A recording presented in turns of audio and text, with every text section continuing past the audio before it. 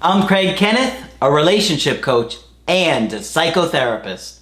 Every relationship is different and every breakup is different. Work with me and you'll get professional help on your situation. And if you're in no contact, focused on personal growth, my creative healing course is filled with hours of exclusive content. Available now at AskCraig.net.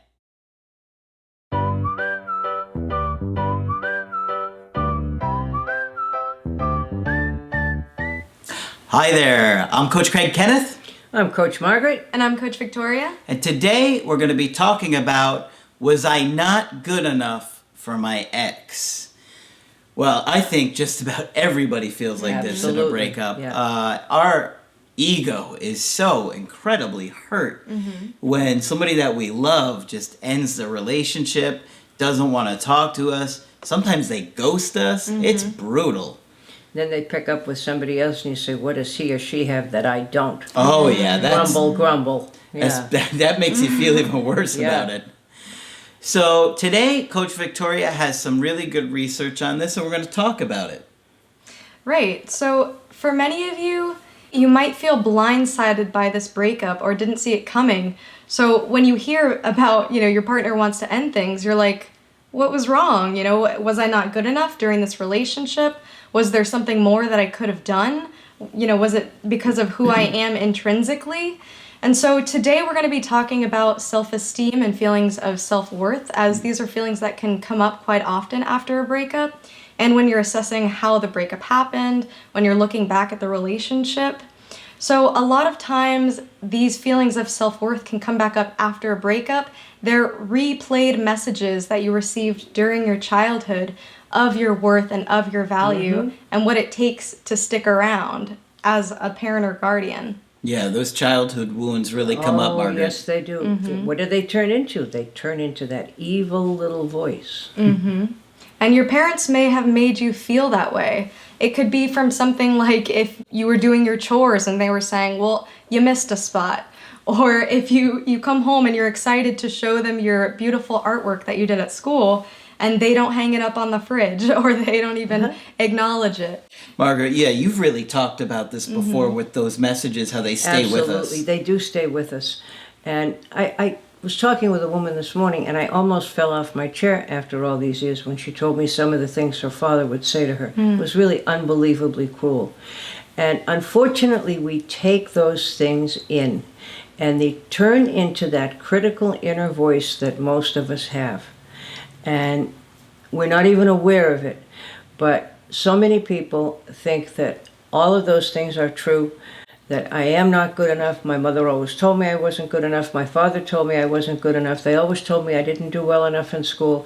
They always told me I was selfish. And all those things come back at a breakup, and you blame yourself brutally. Especially culturally, I've noticed that some cultures are particularly brutal about accomplishments, and if you're not excelling in all areas, they make you just feel completely unloved. Your brother got 3 PhDs and you only have 1. Yeah, and if you deal with issues of abandonment, if one of your parents, left when you were very young, as a kid, you may have been trying to rationalize, why did they leave? Was it because of me? Am I a bad person? And so this kind of pattern can repeat when your ex has left you. You might be having those same feelings. Kids always blame themselves when a parent leaves. Kids blame themselves for everything. So it's very easy to bring all of those lessons into the present with a breakup. Right, and even during situations of abuse, certainly. And also if you had parents who had substance abuse issues. As a kid, you might be thinking, well, they chose alcohol over me or they chose drugs over me. So if you look at this to mirror it with relationships, wildly enough, those feelings might come back in, they chose that person over me. I must not be worth anything. I already know that I'm not as good as beer. Right. Wow. Yeah. And then when you're in that breakup, all of those other losses come up, which you've talked about. You have a great analogy for that. Yeah, that's like trying to pick up one paper clip out of a bowl of paper clips. They all come with it. So every loss brings back every other loss. So when your ex leaves you, you're going to think about your friend who moved away, your uncle who died, and all your other losses. And if you haven't grieved them, what will happen? You'll be hit with a whole lot of grief now. And it doesn't matter when you grieve, as long as you grieve. And if the other issues come up while you're being sad about your breakup, you can also have a chance to rework your other losses. That's the good news. And so every time we have a loss, if we work it through, we get a little healthier and a little better healed from what happened. Right. And also think about how your self-esteem has been during the relationship and throughout that. If you felt like during the relationship you couldn't quite measure up to your ex's expectations, or if you just kind of had those feelings yourself of not being worthy or good enough for them throughout the relationship, these are often deeper issues that I would take a look at as far as your self-esteem in total. So if you find your self-esteem being tied to the relationships you're in, or if you find all of your value deriving from how successful your relationships are, there's actually a scientific word for this, and it's relationship contingent self-esteem. So I like it. Yeah. Yeah. They've done studies on this, and they've seen patterns where people who have high relationship contingent self-esteem, meaning that they place a lot of their values on how their relationship goes, they tend to have a lot of rejection sensitivity, and also it points to attachment insecurity from a younger age. So if you identify with what we've said so far in this video, then this is definitely something that you want to consider and look at for your life. Yeah, you got to work through those issues. They don't just happen magically. No, they don't. Right. And it's okay for some of your value to come from how your relationships go, if that's something that's important to you. But when all of your value is tied to that, then all of your value is dependent on somebody else. So when you derive your value completely from somebody else and from that relationship, when that relationship ends, it's not just a separation between you and them, but it's a separation between you and your self-worth and your self-image. When your feelings of self-worth are tied to the relationship, your feeling of worth ends when the relationship ends and doesn't go beyond them. So that's a very dangerous place to be. Yeah, and once you start working through your issues and becoming more aware of things, you realize that it's not so much about the other person.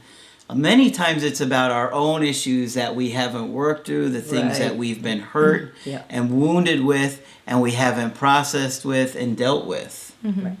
So this is all just to bring your attention on what your self-worth is like and some things that you can look at if you are relating to this video. So things that you can work on is obviously your self-esteem, and you can do that by using positive self-talk, which we've talked about quite a few times.